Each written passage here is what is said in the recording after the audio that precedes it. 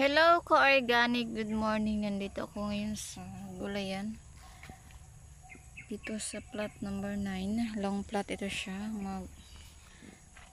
Hanap tayo ng cucumber or Cucumis sativos L. Ano na to? Karong morning. Ang gagmay po.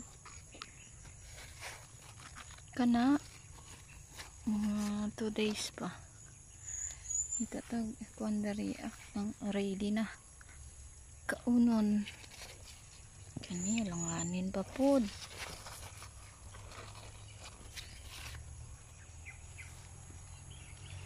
Ito medyo dako-dako, hanap tayo ng medyo malaki. Ayun, may nakita na ako.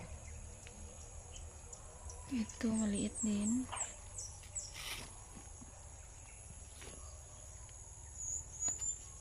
Eto, may nakita na ako.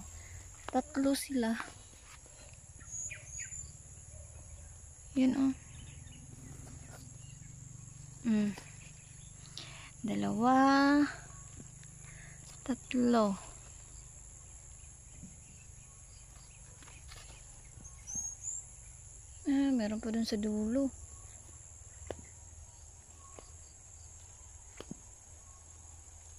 First batch pa ito. Ayun oh. May mga maliliit pa.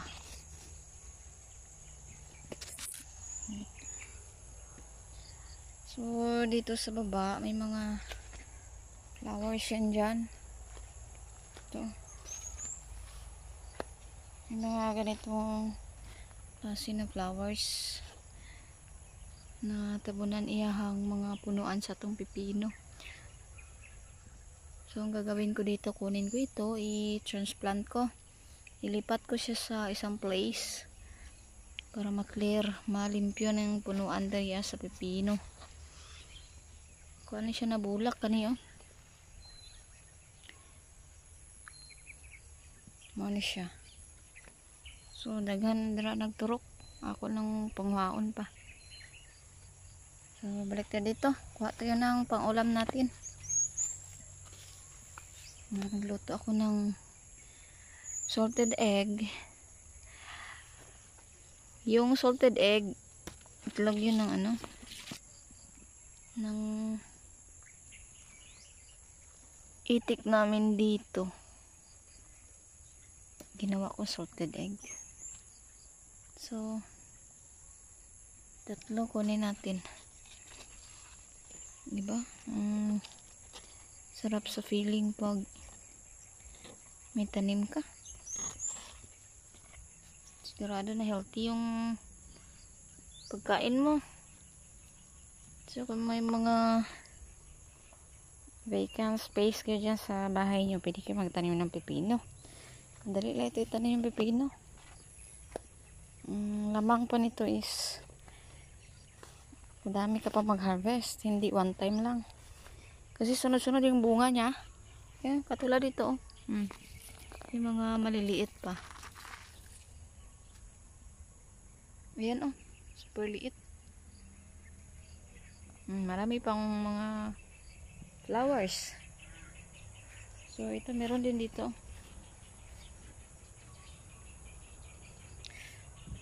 First batch pa ito. Mga 5 batch yung itanim ko na pipino dito para sulit yung ma-supply natin sa ating customers, sa ating organic market.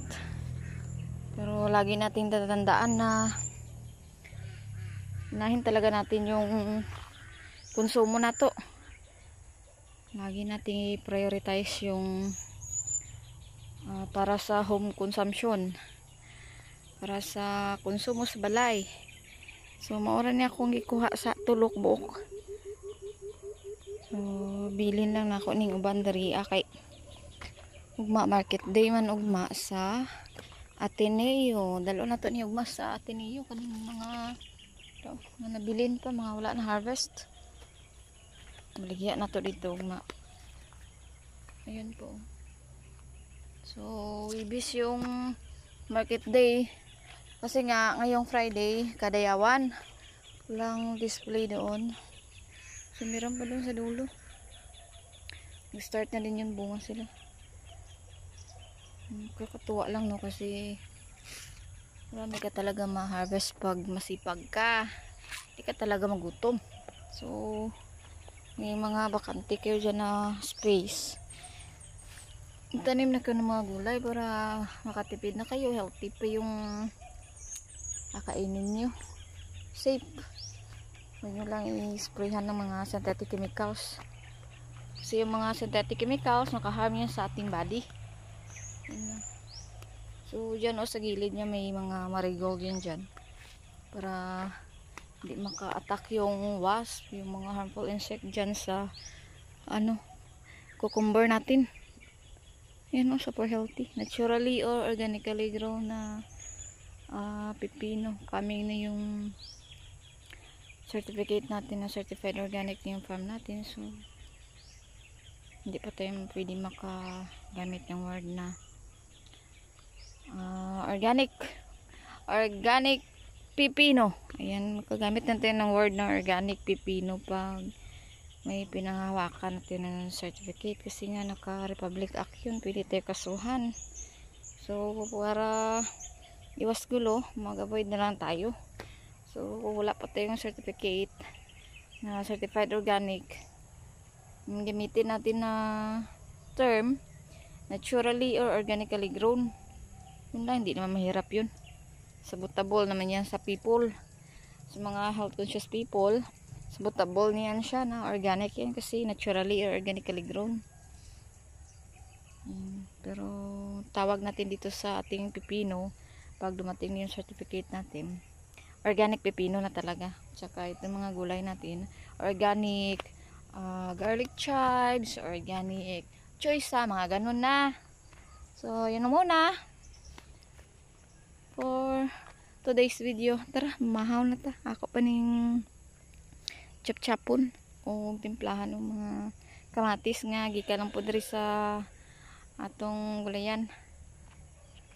Go organic, naturally or organically grown cucumber or pipino, fresh from the farm, bago pang harvest, bago jud siya harvest, as in bagong pitas. So yun, mananom daghan sa atong palibot sa atong mga balay. Kung may mga space na pwede mo sa container magtanom, ma-enjoy na ka, malingaw na ka sa pagtanom-tanom, may sudan ka pa. So what are you waiting for?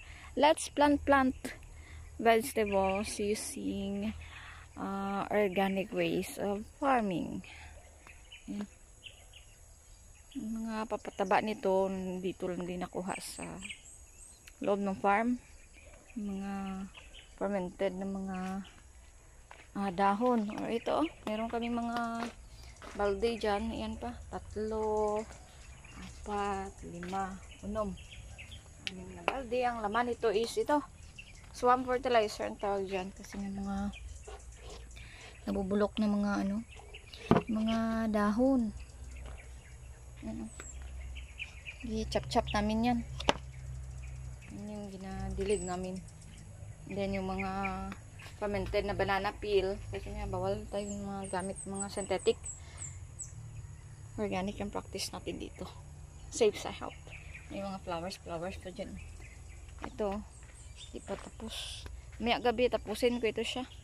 Day and night ako nagtrabaho dito pag morning bagging, pag afternoon hanggang 9 PM transplant, kasi nga wala kaming worker dito. Dalawa lang kami ng partner in life ko. Ayan. So ganda talaga pag may gulayan tayo kasi healthy yung health natin and sure ka na safe kasi nga organic. Organic ways of farming. So yun lang, go organic.